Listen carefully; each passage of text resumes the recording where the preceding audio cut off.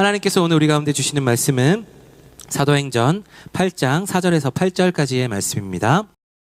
저 여러분들이 한 절씩 교독하시고 마지막 8절을 함께 읽도록 하겠습니다. 제가 먼저 4절을 받들어 읽습니다. 하나님의 말씀입니다. 한편 뿔뿔이 흩어진 사람들은 가는 곳마다 복음의 말씀을 전했습니다. 내려가서 사람들에게 그리스도를 빌립의 말을 듣고 그가 일으키는 표적들을 본 사람들은 모두 그의 말을 주의 깊게 들었습니다. 많은 사람들에게 붙었던 더러운 귀신들이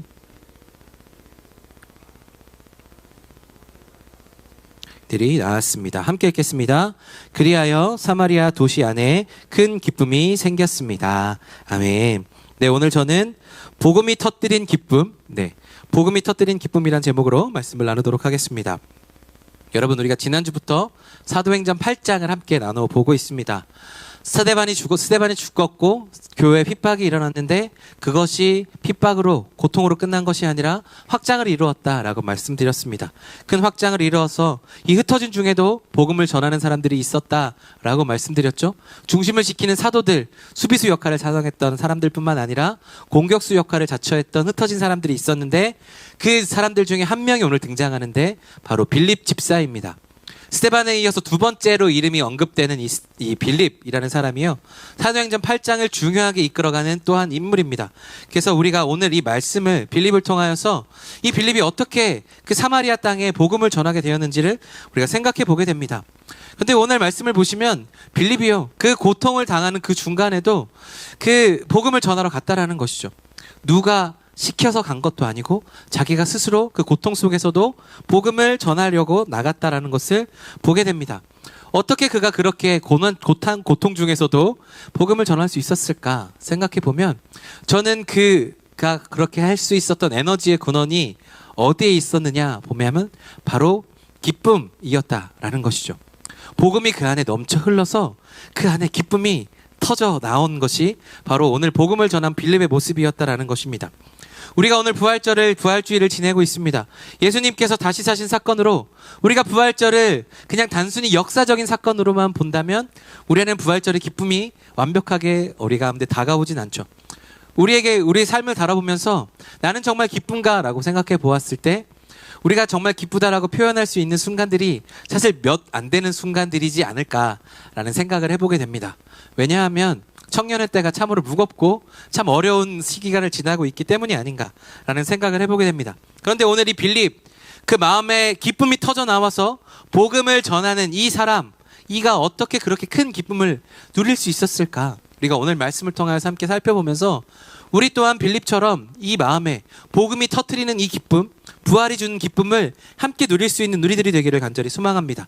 그래서 우리가 복음을 더욱더 깊이 누리고 우리가 부활의 기쁨을 함께 누리는 오늘 우리 모두가 되기를 간절히 소망합니다. 우리 말씀을 통해서 우리가 이것들을 보도록 하겠는데요. 우리 오늘 말씀 4절 5절 말씀입니다. 우리 4절 5절 말씀 다 같이 한 목소리를 읽어보겠습니다. 시작. 뿔뿔이 흩어진 사람들은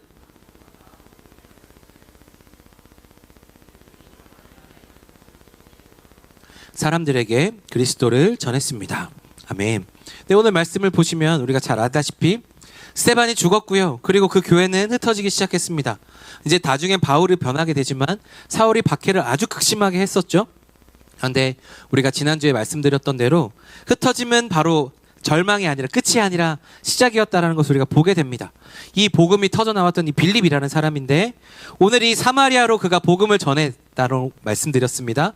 복음을 누가 시켜서 전한 것이 아니라 복음이 터져 나왔다라고 말씀드렸어요. 이미 그 안에 충만한 기쁨이 있었다라는 것을 보게 됩니다. 아마 이 빌립이 카르디아에서 그 기쁨이 넘쳐 나왔던 것으로 생각이 됩니다. 그 중심이 하나님과 연결이 되어서 복음을 경험했고 그가 예수 그리스도를 경험했고 정말 다시 사신 예수님을 경험함으로 말미암아 그가 성령이 충만함으로 말미암아 그가 기쁨이 흘러나와서 그 기쁨이 터져나온 자리에 그리스도를 전할 수밖에 없었던 모습이 나타났다는 것이죠. 그럼 그 모습이 어떻게 나타나느냐라는 것입니다. 여러분, 우리는 모두 행복해지기를 꿈꿉니다. 그렇지 않은 사람은 아무도 없을 겁니다. 우리는 모두를 행복을 위해서 살고 행복을 갈망하며 살아갑니다. 믿는 사람들뿐만 아니라 믿지 않는 사람들도 사실 누구나 다 행복하기를 원합니다. 그리고 이 행복하기 위한 갈망은 나쁜 것이 아닙니다. 결코 잘못된 것이 아니고 하나님이 우리 가운데 넣어주신 거룩한 본능입니다. 그런데 문제는 무엇인가 하면 누구에게나 그 갈망이 있는데 그 갈망을 해결하는 방법이 사람마다 다르다는 거죠. 그 갈망을 해결하는 방법이 하나님과 연결될 때 가장 기쁜 것인데 갈망이 하나님과 연결되지 않으면 어떻게 되느냐? 그 갈망이 왜곡되기 시작한다는 것이에요. 이것을 프랑스 철학자 파스칼이 이렇게 말했습니다. 인간의 마음속에는 오직 하나님만이 채울 수 있는 빈 공간이 있다. 그래서 아무리 세상의 것으로 채우려고 해도 그것은 절대 채워지지 않는다라는 것입니다. 우리는 행복을 향한 갈망이 있다라는 것이죠. 우리는 누구나 그 갈망이 있는데 그것을 하나님 아닌 다른 것으로 채우려고 하면 그것은 절대로 채워지지 않습니다. 계속해서 우리에게 욕심과 집착을 낳을 뿐이다 라는 거죠. 그러니까 반대로 얘기해 보면 우리가 행복해지기 위한 갈망은 결국 어떻게 이룰 수 있느냐 하면 하나님을 만날 때만이 가능하다라는 것입니다. 왜냐하면 하나님을 만날 때에 내 행복을 위해서 내가 더 이상 노력하지 않아도 된다는 것을 증명되기 때문입니다. 하나님을 만날 때 우리가 잘 되기 위해서 내가 행복하기 위해서 세상은 자꾸 내가 강해지도록 요구하거나 아니면 강해진 사람들에게 붙어서 사는 방법들을 요구하고 그렇게 우리가 행복할 수 있다라고 자꾸 속이는 거죠. 그렇게 우리가 스스로 무엇인가 행복을 추구할 수 있을 것이다 라고 이야기합니다. 그러나 성경은 우리 가운데 이야기하죠. 그 행복해지기 위한 갈망은 그렇게 얻어지는 것이 아니다. 내가 스스로 열심히 노력해서 얻어지는 그 행복은 잠시일 뿐이고 내가 스스로 추구하는 행복이 아니라 하나님께서 나에게 주어주신 그런 행복이 그거 우리 가운데 주어질 때 내가 애쓰지 않아도 하나님을 만남으로 나에게 주신 그 행복이 내 갈망을 채울 수 있고 그것으로 말미암아 우리에게 진정한 행복이 온다라는 것입니다. 더 이상 내가 노력해서 행복을 추구하지 않아도 된다. 내 행복을 증명하지 않아도 된다. 복음이 우리 가운데 이것을 이야기해주고 있는 것이죠. 네가 스스로 노력한다고 나의 행복이 주어지는 것이 아니다. 하나님 안에서 이것을 진짜로 찾을 수 있다라고 하는 것입니다. 그런데 우리가 생각해 보아야 될 것은 무엇인가 하면 우리가 생각하는 기쁨은 단순히 업되고 고양되어 있는 감정을 의미하지 않는다라는 것입니다. 우리가 기쁨을 생각하면요. ENFP를 떠올립니다. 늘 즐거운 사람들. 늘 춤추는 사람들. 그런데 기쁨은 그런 것도 있지만 늘 그런 것은 있지 않습니다. 늘 그렇지만 않습니다. 우리가 울고 있지만 우리 마음에 기쁨이 터져 나오는 순간들도 있죠. 고요한 마음 가운데서도 우리가 중심이 기쁠 때가 있습니다. 상황은 흔들리지만 마음이 이상할 만큼 안정되어 있을 때가 있는데 바로 그때가 진짜 기쁨이 있다라는 것을 이야기하고 있는 것이죠. 그 기쁨은 우리가 어려움 중에서도 우리 하나님을 향한 기쁨이 터져 나오는 것을 오늘 빌립을 통해서 보게 됩니다. 그가 어려움을 당했고 핍박을 당하는 중에도 그 고난 중에서도 사마리아로 가서 복음을 전할 수 있었던 이유, 그가 그 마음에 그 기쁨이 터져 나왔던 이유는 바로 이러한 이유 때문이죠. 그가 성령 충만하여서 그 심중에 하나님께서 주셨던 은혜가 충만했기에, 그리스도에 대한 이야기가 그 마음에 충만했기에 카르디아에서 나오는 기쁨이 터져 나온 것이고 그것으로 말미암아 복음을 전하지 않을 수 없었다라는 것이죠. 그래서 우리에게 중요한 것은 무엇이냐? 이 기쁨, 복음을 전해야 된다라는 의무보다 더욱더 중요한 것은 우리가 하나님을 만나는 기쁨을 누려야 한다라는 것입니다. 이 부활절에 여러분, 우리가 그냥 예수님께서 부활하셨습니다 고백하는 것으로 우리의 기쁨이 온전하게 회복되었다고 생각하시지 마시고 우리의 진정한 기쁨은 하나님을 만날 때 온다라는 것. 그 부활하신 기쁨의 주님이 지금 내 옆에 살아계셔서 역사하셔서 나를 진정한 기쁨으로 이끄신다라는 것을 기억해야 된다라는 것입니다. 여러분, 우리는 주님을 만날 때 진정으로 기쁠 수 있습니다. 우리의 진정한 갈망, 행복을 추구하는 그 갈망이 하나님과 연결될 때 우리의 그 부활의 능력이 경험되어지고 그것이 우리에게 기쁨을 준다라는 것입니다. 여러분, 근데 우리가 여기서 기억해야 될 것 한 가지는 무엇인가 하면 내가 기쁨을 추구하기 위해서, 내 행복을 추구하기 위해서 하나님을 만나야 된다라고 말씀드렸습니다. 그런데 내가 하나님을 만나기 위해 연결될 때 하나님이 먼저 우리에게 찾아오신다는 것입니다. 하나님께서는 지금도 행복을 위해서 자기를 찾는 사람들을 기다리고 계십니다. 세상의 방법들을 찾아가는 사람들이 아니라 너가 행복을 원하느냐? 그러면 나에게 오라 라고 말씀하시는 하나님을 찾는 사람들을 기다리고 계시다. 그렇게 말씀하신다라는 거죠. 요한복음 4장에서 예수님께서 분명히 말씀하십니다. 참되게 예배하는 자들을 찾으신다고요. 영과 진리로 예배하는 한 사람을 찾으신다고 말씀하십니다. 예배할 때, 예배는 하나님과의 만남이잖아요. 우리가 왜 예배를 드립니까? 여러분, 이곳에서 우리가 하나님을 왜 예배해야 됩니까? 하나님을 만날 때 우리 안에 진정한 기쁨이 차오르기 때문입니다. 여러분이 추구하고 있는 행복의 가장 근원에 하나님이 계시고 그 하나님을 만날 때 우리의 기쁨이 충만해지기에 그것을 우리가 만끽하기 위해서 이 예배에 오는 것입니다. 하나님이 그렇게 예배하는 자들을 찾으시고 그렇게 예배하는 자들에게 하나님께서 그 능력을 부어주셔서 진정한 행복을 찾게 하여 주신다라는 것이죠. 그래서 빌립이 그 기쁨을 알고 복음을 전했다라는 것입니다. 그 기쁨은 고난 이후에 터져 나와서 복음 안에서 충만해진 그 기쁨이 터져 나와서 그 카르디아에 기쁨이 터져 나왔다라는 것이죠. 그런데 어떻게 그것이 터져 나왔을까요? 복음의 능력이 우리 가운데, 오늘 말씀이 이 복음의 능력 우리 가운데 이야기해주고 있습니다. 복음에는 이러한 능력이 있다라는 것이죠. 오늘 말씀 6절 7절 말씀인데요. 우리 6절 7절 말씀 다 같이 한 목소리로 읽어보겠습니다. 시작. 빌립의 말을 듣고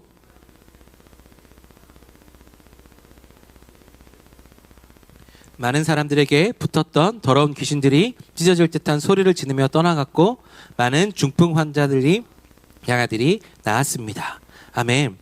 네, 오늘 빌립이 말씀을 전했을 때, 복음을 전했을 때 말씀이 사람들의 귀를 사로잡았다라고 이야기합니다. 아까 이야기했던 대로 우리 모두에게는 하나님을 향한 갈망이 있거든요. 진리를 향한 갈망이 있어요. 그래서 그 복음의 진리의 말씀이 선포될 때 말씀이 귀를 기울이게 되어 있습니다. 그런데 그것이 귀로만 끝나는 것이 아니라 오늘 말씀은 무엇이라고 이야기합니까? 귀신이 떠나갔다라고 이야기하고 중풍병자들, 지체장애인들이 나았다라고 이야기합니다. 고통과 눌림 속에 있었던 사람들이 치유되었음을 이야기하고 있죠. 이것은 우리에게 무엇을 이야기합니까? 복음은 그냥 우리의 귀로만 들려지는 메시지가 아니라 우리의 삶에 나타나는 진짜 하나님의 능력이라고 이야기하고 있는 것입니다.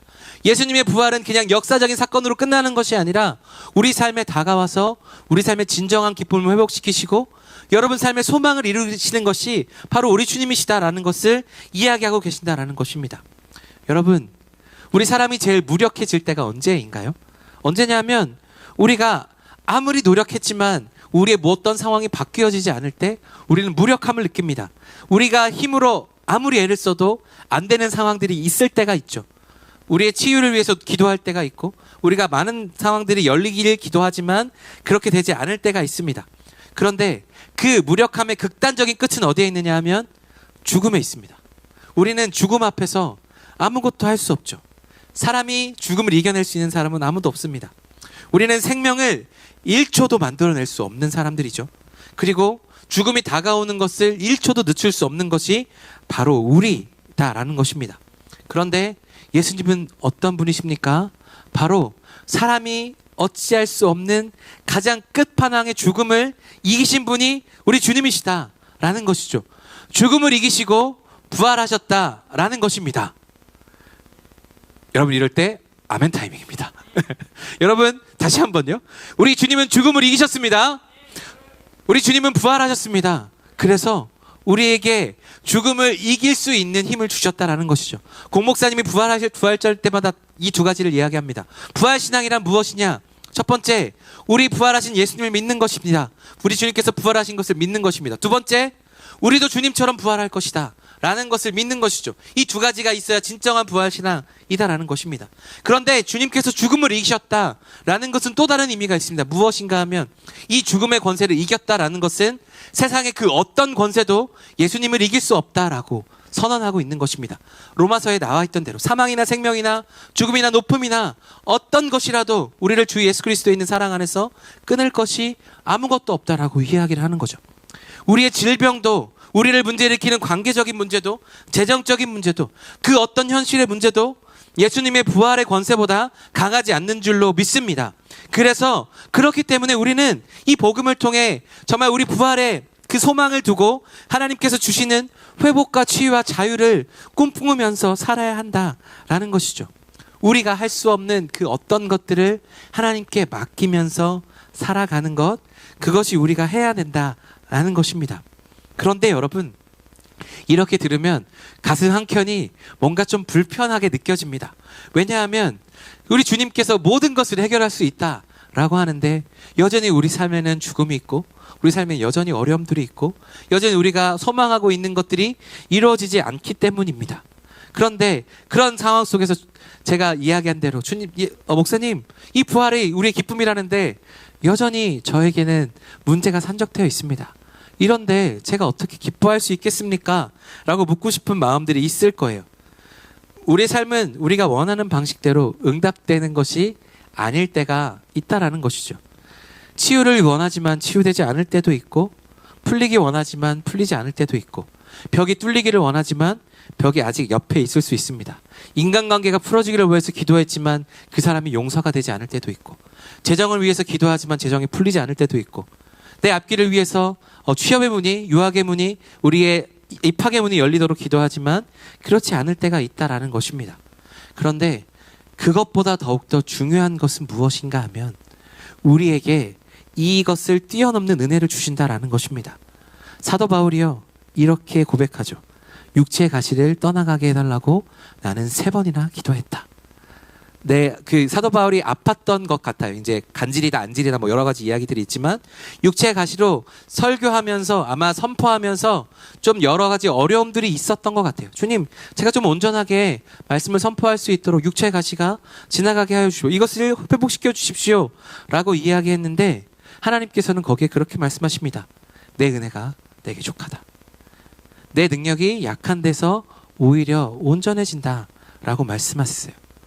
하나님은 그 상황을 해결시켜 주시기보다 없애주시기보다 그 내면의 바울을 더욱더 강하게 하셨다라는 것입니다. 문제가 없어지지 않았지만 바울은 그 안에서 은혜를 받고 내면으로 일어나서 내가 약하지만 도리어 그때가 더 강하다라고 선포하고 있는 것이죠. 우리 또한 이렇게 고백할 수 있도록 주님이 우리 가운데 부활신앙을 주신다라는 것은 우리에게 이러한 치유의 역사가 일어나기도 하지만 다른 한편으로 극복할 수 있는 힘을 주시는 것이 또한 부활신앙이다라는 것입니다. 다른 어떤 것에서 이것을 우리가 극복할 수 있는 힘이 주어지지 않습니다. 우리의 진정한 기적은 바로 그런 것이죠. 그래서 복음은 어쩌면 이중적인 능력이 아닌가라는 생각을 해보게 됩니다. 하나는 진정한 현실을 뚫는 능력이고요. 또 다른 하나는 우리의 내면을 일으키는 힘, 거기가 복음에 있다라는 것입니다. 이것이 우리에게 나타난 복음의 능력이다라는 것입니다. 하나님의 필요에 따라서는 그 길들이 뚫리게도 하여 주시고 때로는 뚫리지 않지만 그럼에도 불구하고 그것을 우리에게 납득할 수 있는 은혜나 아니면 그것을 뛰어넘을 수 있는 은혜를 주셔서 그것을 감사로 받아들일 수 있도록 하시는 것이 우리 주님께서 살아계셔서 지금 여러분들의 말씀 가운데 여러분의 심중 가운데 그렇게 말씀하신다라는 것입니다. 여러분, 무엇이 진짜 기적입니까? 우리가 아팠던 몸이 살아나는 것만 기적입니까? 저는 그렇지 않다라고 생각합니다. 죄로 인해 죽을 수밖에 없었던 정말 철과 같이 우리가 정말 바늘로 찔러도 피 한 방울 안 나올 것 같은 우리의 심중이 정말 우리의 갈망이 왜곡되어서 하나님을 찾지 않았던 우리가 이곳에 와서 예배 드릴 수 있다라는 것, 하나님의 만남으로 내가 변화하고 내가 성장하며 나아간다는 것, 시궁창 같았던 내 중심이 하나님을 예배하는 처소로 변했다. 여러분, 우리가 어떻게 이 정말 더러운 우리의 중심으로 하나님의 예배할 수 있는, 하나님은 우리가 하나님의 성령이 계신 성전이다라고 이야기했는데 그 성령님께서 어떻게 우리 가운데 계실 수 있겠습니까? 여러분, 이거 기적 아닙니까?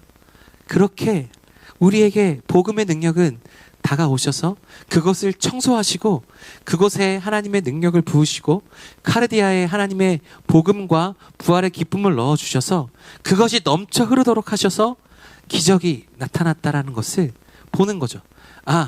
돌아놓고 보니까 내가 이전에 3년 전, 5년 전, 10년 전을 보니까 내가 지금 이렇게 하나님과 함께 동행하고 있는 것이 정말 기적이다 라고 여기 있는 모든 분들을 고백하실 거예요. 내가 이전에는 정말 이렇게 살지 못했는데 지금은 내가 조금 낮게 살고 있구나. 때로는 내가 예전엔 좀 더 낮게 살았는데 지금은 조금 어렵게 살고 있구나. 그러나 내가 계속해서 심중에 부활의 기쁨과 복음의 기쁨을 계속해서 불어넣으면 변하게 되는 거죠. 그것이 변하게 될 것을 믿고 계속해서 복음의 기쁨을 흘려보내는 것, 그것이 우리의 기적을 나타내게 하는 놀라운 은혜다라는 것입니다. 복음은 이렇게 우리를 계속해서 살려나갑니다. 우리를 기적을 맛보게 하고 우리 내면을 세우며 그것으로 말미암아 하나님이 진짜 살아계심을 믿도록 하는 것이 이 복음의 능력이다라는 것입니다. 여러분 삶에 가지고 있는 여러 가지 기도 제목들이 있죠. 그 기도 제목들이 응답될 때 여러분은 어떻게 하십니까? 그 기도 제목들이 응답되었다라는 것은 부활하신 예수님이 여러분의 기도를 듣고 계신다라는 것이죠. 그리고 그 기도가 응답되지 않을 때 그렇지만 계속해서 그것을 향해서 기도하면서 내가 그것보다 더 큰 은혜를 받았다라고 고백할 수 있는 것, 그것이 복음이 우리 가운데 주는 능력이다라는 것입니다. 사랑하는 여러분, 정말 우리가 예배하는 처소로 점점 더 변화할 수 있는 것, 내가 복음으로 인하여서 내가 변화하고 내 내면이 변하고 내 주변의 상황이 변해어 간다라는 것, 이것은 우리의 힘으로 된 것이 아니라 복음으로부터 말미암은 하나님의 능력인 줄로 믿습니다. 그렇게 나아가는 그것을 우리가 믿고 나아가는 우리들 되기를 간절히 소망합니다. 사랑하는 여러분, 복음은 우리의 모든 상황을 바꾸는 줄로 믿습니다. 모든 것을 이기는 줄로 믿습니다. 죽음을 이기셨던 주님께서 우리의 모든 상황을 때에 따라 필요에 따라 바꿔주시는 줄로 믿습니다. 그런데 더욱더 중요한 것은 그 상황보다 나를 먼저 변화시켜 나가십니다. 그것이 복음의 진정한 능력인 줄로 믿습니다. 그래서 내 심중을 하나님의 은혜로 채워나가게 하시는 줄로 믿습니다. 그래서 복음은요, 이 상황이 해결되기 전에 나를 살리는 힘인 줄로 믿습니다. 상황이 여전히 그대로 있지만 내가 여전히 그 고통 속에서도 숨쉬고 살아갈 수 있게 하는 것, 그 눌림 속에서도 내가 숨을 쉬면서 살아갈 수 있는 힘을 주는 것, 바로 그것이 복음의 능력이다라는 것입니다. 여러분, 그래서 복음은 기적이라기보다는 해방에 가깝습니다. 눌려있던 것을 풀어내는 것, 눌려있던 내 병이나 내 모든 문제들로 인해서 내가 눌려있던 것들이 복음으로 인해서 해방되는 것, 그래서 상황은 해결되지 않지만 내가 숨 쉴 수 있게 하시는 것, 바로 그것이 복음의 능력인 줄로 믿습니다. 그래서 여러분의 현실이 어떻든지 간에 주님께서 부활하신 그것이 여러분의 상황보다 더욱더 강하심을 늘 기억하십시오. 주님께서는 죽음을 이기셨고 지금도 우리의 문제를 이기게 하여 주시는 줄로 믿습니다. 그 능력이 우리 가운데 지금 여기 여러분 곁에 있는 것을 잊지 말고 살아가는 저와 여러분들이 되기를 간절히 소망합니다. 우리의 행복해지고 싶은 갈망이 그렇게 하나님께 나타나고 복음의 능력이 우리 가운데 나타나면 마지막 결과 어떻게 되느냐, 그 복음이 확장되게 되어 있습니다. 오늘 말씀 8절 말씀인데요, 우리 8절 말씀 다 같이 한 목소리를 읽어보겠습니다. 시작. 그리하여, 아멘. 오늘 말씀을 보시면 사마리아 성에 큰 기쁨이 있었다라고 이야기합니다. 이 복음을 전했던 빌립이요, 그의 복음 선포를 통해서 병든 자들이 치유받고 귀신 들린 자가 떠나다녔고 사람들이 회복되는 것을 보게 되었습니다. 그랬더니 오늘 도시 전체에 기쁨이 퍼졌다라고 이야기합니다. 그런데 이들의 기쁨이 그들이 원했던 것들에 병이 치료되고 귀신이 떠나가고 그들에게 원했던 그 모든 것들이 해결되는 것으로만 기쁨이 퍼졌는가 하면 그렇지 않았다라는 것입니다. 제가 첫 번째 말씀드렸던 대로 우리의 기쁨은 어디에서 오는가? 하나님을 만난 기쁨에서 온다라는 것이죠. 말씀드렸던 대로 복음의 능력을 보면서 우리가 할 수 없는 건 하나님이 하셨구나라는 것을 보면서 그 사마리아에 있는 사람들이 진짜 하나님의 능력을 맛보기 시작했던 것입니다. 기쁨이 회복된 단 한 사람, 요한복음 4장에 예수님을 만나서 기쁨이 회복됐던 그 단 한 사람이었고, 오늘은 빌립을 통하여서 하나님은 그 복음을 통해 기쁨이 사마리아 전 땅에 흐르게 되었다라는 것입니다. 그래서 한 사람의 기쁨이 도시 전체의 기쁨으로 확장된 것을 보게 됩니다. 그런데 저는 이것을 보면서 질문을 하나 던집니다. 그러면 여러분은 지금 기쁘십니까? 여러분은 지금 행복하십니까? 부활하신 그 기쁨이 여러분 안에 진짜 사무치도록 기쁨으로 다가오십니까? 세상이 주는 조건이 없어도 정말 예수님으로 완벽하신다라는 고백이 흘러넘치고 계십니까? 그 고백이 흘러넘치는 분이시라면 여러분 주변에도 그 기쁨이 확장되게 되어 있습니다. 빌립을 통하여서 사마리아가 큰 기쁨이 나타났던 것처럼 복음의 능력을 진정으로 알고 복음의 능력으로 살아가는 사람들, 부활의 신앙을 알고 부활의 신앙으로 살아가는 사람들, 어떤 상황이 있어도 막을 수 없고 기쁨으로 살아가는 사람들에 의해서 우리 세상은 점차적으로 기쁨으로 몰두게 되어 있다라는 것을 성경은 오늘 우리 가운데 이야기하고 있습니다. 여러분이 진정으로 기쁘시기를 간절히 소망합니다. 행복과 기쁨과 복음이 날마다 우리 삶에서 터져 나오는 우리 모두가 되기를 간절히 소망합니다. 여러분, 말씀을 맺습니다. 여러분, 아까 말씀드렸던 대로 우리는 모두 행복하기를 원합니다. 우리는 모두 기쁘고 잘 살기를 원합니다. 그런데 이 모든 것이 우리의 부끄러운 욕심이 아니다라는 것입니다. 하나님은 여러분들 안에 여러분들이 행복해지기를 원하는 마음을 두셨어요. 이게 하나님께서 우리 가운데 주신 갈망입니다. 그런데 그 갈망이 언제 우리 가운데 완벽해지느냐? 바로 하나님을 만날 때 완벽해진다라는 것입니다. 이 갈망이 왜곡되지 않고 내가 열심을 내어서 행복을 추구해야 되는 것이 아니라 내가 열심을 내지 않아도 내가 오직 주님만 바라보고 살지라도 내가 행복할 수 있구나 라는 것을 깨달을 때 우리가 진짜 행복함을 누리게 된다라는 것입니다. 이 갈망을 자꾸 왜곡해요. 영적인 전쟁에 있어서 자꾸 사탄은 이것을 교묘하게 뒤섞습니다. 그렇게 우리가 비교하면서 집착하면서 저 사람보다 괜찮을 때 우리는 행복해지고 저 사람보다 낮아질 때 우리는 마음이 불편해지죠. 그렇게 비교와 집착으로 흐르면서 우리의 기쁨이 자꾸 없어지고 있습니다. 그렇게 우리의 행복이 사라지고 있어요. 세상의 기준에 맞춰서 살아가면서 하나님께서 우리 가운데 주신 갈망을 주셨는데 하나님을 향한 갈망인데 그것이 왜곡되어져서 다른 걸로 채우려고 하고 그것은 절대로 우리에게 만족함을 줄 수 없기에 우리가 자꾸 우리의 삶을 갉아먹도록 하게 되어 있다는 것입니다. 그런데 그 갈망이 우리의 진정한 행복으로 바뀌기 위해서 기쁨으로 바꾸기 위해서는 복음이 답이다라는 것을 우리는 기억해야 됩니다. 부활하신 주님이 우리의 진정한 능력이다라는 것을 기억해야 됩니다. 내가 애를 쓰지 않아도 더 크신 권위로 더 크신 능력으로 내가 원하는 것들을 이루신 분이 하나님이시구나 라는 것을 깨닫게 되면 내가 행복하기 위해서 내가 더욱더 행복하기 위해서 더더 행복하기 위해서 해야 될 것은 내가 계속해서 열심을 내는 게 아니라 내 안에 더욱더 충만하게 하나님을 채우는 것을 하는 것입니다. 하나님은 언제나 우리 가운데 100%를 주십니다. 언제나 우리 가운데 충만함을 주세요. 그런데 하나님이 우리 가운데 충만함을 주신 것은 그것으로 끝나지 않고 우리의 그릇을 채웁니다. 그리고 나는 그것보다 더 큰 하나님을 채우기 원해요. 거기서 내 불순물들이 섞였던 것을 빼기 시작합니다. 그러면 그 불순물들이 빠진 만큼 하나님은 더 충만하게 채워주시죠. 그리고 내 그릇이 자라죠. 그리고 그곳에 하나님은 더 크게 부어주십니다. 그래서 우리가 하나님을 바라면 바랄수록 우리는 더욱더 충만해지고 그 심중이 넘쳐 흘러서 하나님의 능력이 점차 흘러넘쳐 내 전 존재를 흘러넘치게 되어 있다는 것입니다. 그것이 오늘 빌립에게 나타난 성령 충만의 역사, 복음 충만의 역사, 부활신앙의 역사라는 것입니다. 여러분, 행복하기를 원하십니까?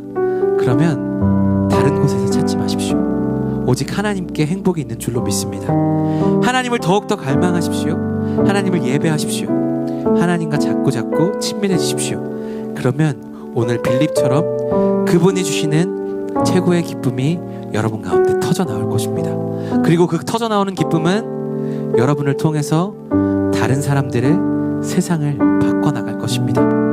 여러분, 세상이 우리에게 무엇을 바랄까요? 똑같이 어렵고 똑같이 힘든데 여러분의 얼굴이 기뻐할 때, 여러분이 행복함을 누릴 때, 나 쟤는 똑같이 힘든 것 같은데 쟤는 기뻐하고 있네. 쟤는 뭔가 다른가 보다 생각하게 되거든요. 우리의 상황이 해결돼서 웃는 것이 아닙니다. 하나님이 내 안에 있기 때문에 웃는 것입니다. 이것을 기억하면서 우리가 진정한 기쁨을 회복하는 저와 여러분들이 되기를 간절히 소망합니다.